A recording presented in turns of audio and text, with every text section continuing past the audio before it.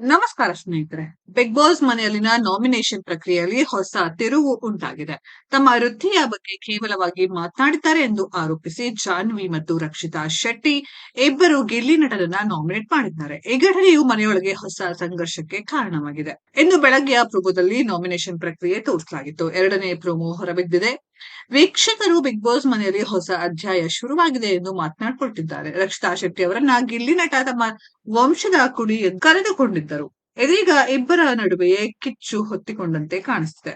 ಈ ಬಾರಿ ನಾಮಿನೇಟ್ ಮಾಡಲು ಇಚ್ಛಿಸುವ ಸ್ಪರ್ಧೆಯ ಬಟ್ಟೆಯಲ್ಲಿನ ಕೊಳೆ ತೊಳೆಯುತ್ತಾ ಕಾರಣಗಳನ್ನ ನೀಡಬೇಕು. ಜಾನ್ವಿ ಮತ್ತು ರಕ್ಷಿತಾ ಶೆಟ್ಟಿ ಇಬ್ಬರು ಗಿಲ್ಲಿ ನಟ ಅವರನ್ನ ನಾಮಿನೇಟ್ ಮಾಡಿ ಒಂದೇ ಕಾರಣ ನೀಡಿದ್ದಾರೆ. ಜಾನ್ವಿ ಮತ್ತು ರಕ್ಷಿತಾ ನೀಡಿದ ಕಾರಣಗಳು ಏನು ಎಂದು ನೋಡೋಣ ಬನ್ನಿ.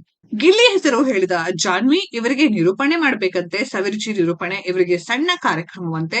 ಇವರನ್ನು ನೇರವಾಗಿ ಅನುಬಂಧ ಅವಾರ್ಡ್ ಕಾರ್ಯಕ್ರಮಕ್ಕೆ ನಿರೂಪಕರನ್ನಾಗಿ ಮಾಡಿ ಎಂದು ಜಾನ್ವಿ ಹೇಳ್ತಾರೆ. ತಮ್ಮ ವೃತ್ತಿ ಬಗ್ಗೆ ಗಿಲ್ಲಿ ನಟ ಕೆಳಮಟ್ಟದಲ್ಲಿ ಮಾತನಾಡಿದ್ದಾರೆ ಎಂದು ಜಾನ್ವಿ ನೇರವಾಗಿ ಆರೋಪಿಸಿದ್ದಾರೆ.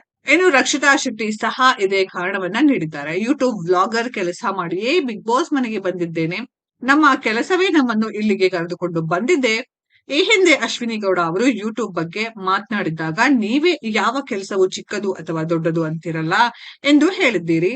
ನಮ್ಮ ವೃತ್ತಿ ಬಗ್ಗೆ ಮಾತನಾಡಿದ್ರೆ ನಾನು ಹೇಗೆ ನಿಮ್ಮನ್ನ ನಂಬಲಿ ಎಂದು ರಕ್ಷಿತಾ ಶೆಟ್ಟಿ ಹೇಳಿದ್ದಾರೆ. ಇನ್ನು ಈ ಪ್ರೋಮೋ ನೋಡಿದ ವೀಕ್ಷಕರು ಒಂದು ವೇಳೆ ಸ್ಪರ್ಧಿಗಳ ವೃತ್ತಿ ಬಗ್ಗೆ ಕೇವಲವಾಗಿ ಗಿಲ್ಲಿ ನಟ ಮಾತನಾಡಿದ್ರೆ ಖಂಡಿತ ತಪ್ಪಾಗುತ್ತೆ. ಹಾಗಾಗಿ ಗಿಲ್ಲಿ ಹೇಳಿದ್ದೇನು ಎಂಬುದನ್ನ ನೋಡಲು ಕಾಯುತ್ತಿದ್ದೇವೆ ಎಂದು ಕಾಮೆಂಟ್ ಮಾಡಿದ್ದಾರೆ. ಮತ್ತೊಂದೆಡೆ ಕೆಲವರು ರಕ್ಷಿತಾ ಶೆಟ್ಟಿ ಅವರಿಗೆ ಕಿಚ್ಚರ ಚಪ್ಪಾಳೆ ಸಿಕ್ಕ ನಂತರ ಅಹಂಕಾರ ಬಂದಿದೆ.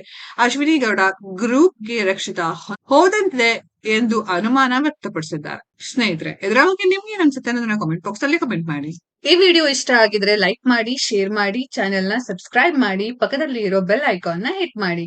ಮುಂದಿನ ವಿಡಿಯೋದಲ್ಲಿ ಭೇಟಿಯಾಗೋಣ. ಧನ್ಯವಾದಗಳು.